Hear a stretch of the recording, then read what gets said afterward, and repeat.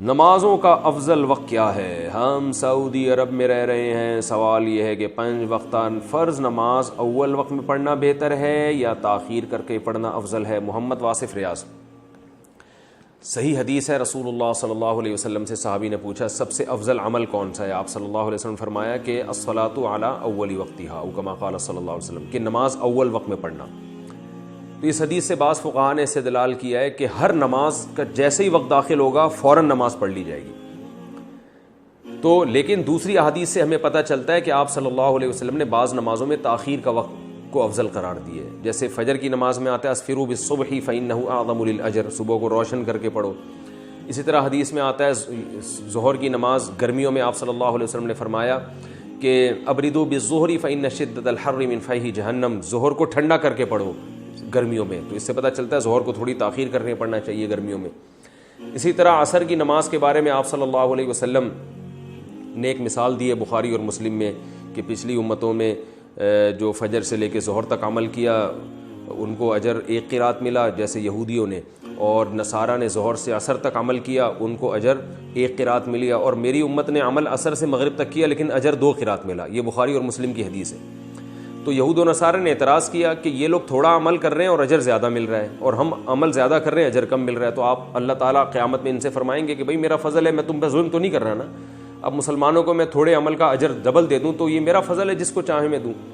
تو اس حدیث سے صاف پتہ چلتا ہے کہ عصر اور مغرب کا جو وقت ہے یہ بہت تھوڑا ہوتا ہے، یعنی عصر کا اور مغرب کے درمیان کا وقت ٹائم تھوڑا ہے۔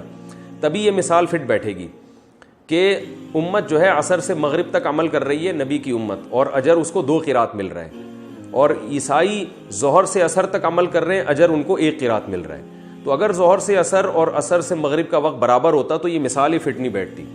تو اس سے پتہ چلتا ہے کہ عصر میں آپ صلی اللہ علیہ وسلم نے تاخیر کو افضل سمجھا ہے، جیسے کہ ہمارے ہاں بر صغیر میں ہوتا ہے کہ عصر مثل ثانی پہ پڑھی جاتی ہے، اور سعودیہ وغیرہ میں دوسرے ملکوں میں عصر مثل اول پہ پڑھی جاتی ہے۔ تو اس سے عصر کی تاخیر کا افضل ہونا ثابت ہوتا ہے اس حدیث سے۔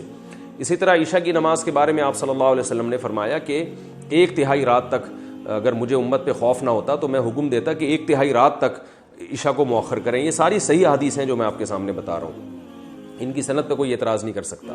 تو ان تمام احادیث کو جمع کر کے پتہ چلتا ہے کہ ایک طرف احادیث میں آ رہا ہے کہ اول وقت میں نماز پڑھو، ایک طرف احادیث میں ان نمازوں میں تاخیر کا حکم دیا جا رہا ہے۔ تو علماء نے دونوں میں تطبیق یہ دی ہے کہ ہر نماز کا ایک وہ وقت ہوتا ہے جس میں نماز پڑھنا جائز ہوتا ہے، اور ایک وہ وقت داخل ہوتا ہے جس میں نماز پڑھنا بہتر ہوتا ہے۔ تو حدیث میں جو آتا ہے نا کہ اول وقت میں نماز پڑھنا بہتر ہے، اس سے اول وقت سے وہ وقت مراد نہیں جب نماز کا وقت داخل ہو جائے، بلکہ وہ وقت جب نماز کے مستحب وقت شروع ہو جائے۔ تو جب نماز کا مستحب وقت شروع ہوگا اس میں اول وقت میں نماز پڑھنا سب سے افضل ہے، پھر اس میں تاخیر نہ کی جائے۔ تو عصر کا جو اول وقت شروع ہوتا ہے بہتر وقت وہ مثل ثانی ہے، تو پھر اس میں مزید تاخیر نہ کی جائے اور اول وقت میں نماز پڑھی جائے۔ فجر میں جماعت میں چونکہ زیادہ لوگ شریک ہوتے ہیں لہذا اس میں اول وقت میں نماز کا مطلب کہ جیسے ہی روشنی ہو جائے اس میں اول وقت میں نماز پڑھی جائے۔ یہ تطبیق دی گئی ہے حدیث میں، لیکن اس میں اختلاف رائے بھی ہے فقہا کا اور دوسری طرف دلائل بھی ہیں۔ اور عشاء میں 1/3 رات تک مؤخر کیا جائے اور 1/3 رات کے بعد مزید تاخیر نہ کی جائے، کیونکہ اب مستحب وقت شروع ہو گیا، اب اول وقت میں نماز پڑھنا افضل ہے۔ تو اس طرح سے تمام احادیث میں تطبیق ہو جاتی ہے۔ اور مغرب کا وقت اپنی اصل پہ رہتا ہے، اس لیے مغرب میں ہم یہ کہتے ہیں مغرب میں کوئی 2 وقت نہیں ہے، مغرب میں ایک ہی وقت ہے اور وہ اول وقت ہی ہے، لہذا جیسے ہی غروب ہو تو پہلا فوراً نماز پڑھنی چاہیے۔ اور ظہر میں سردی اور گرمی میں فرق ہو گیا کہ سردیوں میں اول وقت میں پڑھی جائے اور گرمیوں میں جب سورج کی تپش تھوڑی کم ہو جائے تو جیسے ہی کم ہو جائے تو پھر فوراً نماز پڑھی جائے۔ اس طرح یعنی احادیث میں تطبیق ہو جاتی ہے۔